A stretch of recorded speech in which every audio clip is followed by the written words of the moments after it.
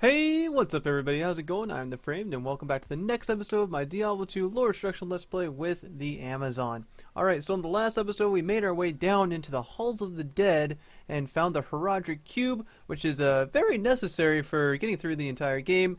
Getting through this second act as well as the third act, but it's also really good for transmuting items. That's what we're going to be doing here today actually. It's going to be a fairly short episode where I'm just gonna go over a few things that I like to do at this point in the game.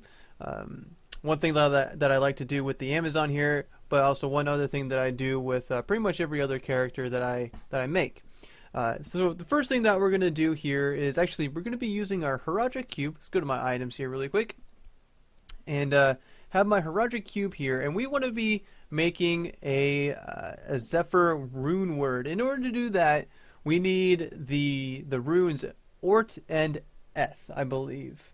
And we can't actually get an Ort rune through a drop at this point in the game. We can't get one of those till a little bit later in the game, but we can transmute them in we can transmute runes in the Horadric Cube in order to create one. So what I did is I did Countess runs, and with the Countess, you can get runes all the way up to Ral rune, and have 2 Ral runes here. So I need 3 Ral runes to create an Ort rune, which is what we need for the Runeword Zephyr. And I only have 2 Ral runes at the moment, but I have 3 Tal runes. And if you transmute 3 Tal runes, you create an Ort rune. Alright? So then I will have 3 Ort runes. So let's just do that really quick. Let's throw these guys in here and go boop. Look at that. Hey, look, I have another Ral rune. That's great. So now I have 3 Ral runes in my inventory, and I can stick those in here and create. Look at that. Ort rune. Awesome possum. Whoops. So now that we have this Ort rune, go to our stash here. Bring our bow over here, and we have another Eth in our inventory. So now that we have these 2 runes and a bow with 2 sockets in it, I believe I explained earlier that I wanted to be using the composite bow because it has a little bit better attack speed than the longbow. I think I explained that in an earlier episode. They do almost the same damage, just does a little bit less damage but has faster attack speed, which is what I want a little bit more than that 0.5 damage. But anyways, now that I have my bow with 2 sockets, I can insert my Ort and Eth rune in that order. It absolutely has to be in that order. If I were to switch the order in some way, it would not create the rune word that it wouldn't create anything actually. So it has to be Ort and then Eth. You have to insert them. Ort, Eth. Boom! Look at that. We got ourselves a Zephyr. And with the Zephyr, you can see the mods here. We got a chance to cast Twister when struck, which is, it's okay. But we got faster run walk, which is fantastic because we do a lot of kiting. As a ranged character that is a glass cannon build, we don't have a lot of health. So we want to be able to run back and forth and run away from stuff and shoot, and it's really good. We have faster attack speed, which is amazing. So we already have a pretty fast bow, but now we have even faster attack speed with this bow because it has that mod. It's awesome. So we're going to be putting out a lot more damage. We have 33% enhanced damage as well, so it's just more damage in general. Minus 25 to target defense. That means the enemies that we are hitting with this bow will have their defense lowered by 25%. That is amazing because we are doing a lot of physical damage. Not completely physical damage because we do, we do a little bit of magic damage with magic arrow, but the physical damage that we are doing is going to be even more effective because of this mod. My attack rating goes up, which is great because now I'm able to hit things a little bit better. 63 or 66% will allow me to hit things more often. Not a lot more often, but a little bit more often. And I have 1 to 50 lightning damage. So every time that I shoot an arrow, I will be doing somewhere in between 1 and 50 lightning damage, which is pretty dang good. That is a lot of damage. And plus 25 defense, which is, it's okay. I don't really plan on getting hit too often, but if I do, I will have a little bit more defense. So that's great. So let's get out of that. Let's go over here. and we're just going to see how much more damage I am actually doing. So right now, let's just look at Magic Arrow here. I'm doing 48 to 78, which is, it's very meh, you know. But let's switch this out. Whoa! Okay, we jump up to 46 to 117. Look at that. We jumped up like 40 something. I don't really do math, but anyways, it's a lot more damage, and we have a lot faster attack speed as well. So we're going to be doing even more damage than we would with this bow. So this is a really, really good pickup if you're playing the Bowazon. It's really good to get a Zephyr as soon as you can.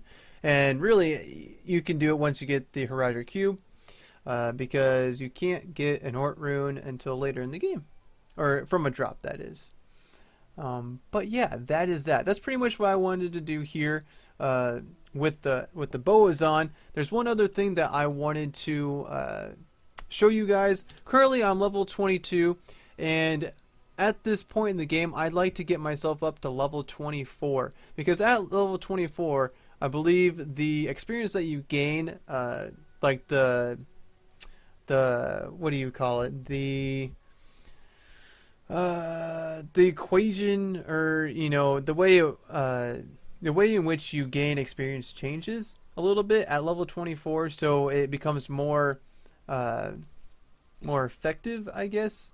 And so I like to get myself to level 24, and there is one monster that is a boss pack that will always spawn in the in the Faraway Oasis, and it gives really good XP if you're playing on Player's 8. It gives really good XP at this point in the game, and I'm gonna just kind of show you where that's at, or at least in my game, and show you that monster, and do that. So we're gonna run over here to the waypoint, and we're gonna go to the Faraway Oasis. I already have this area mapped out.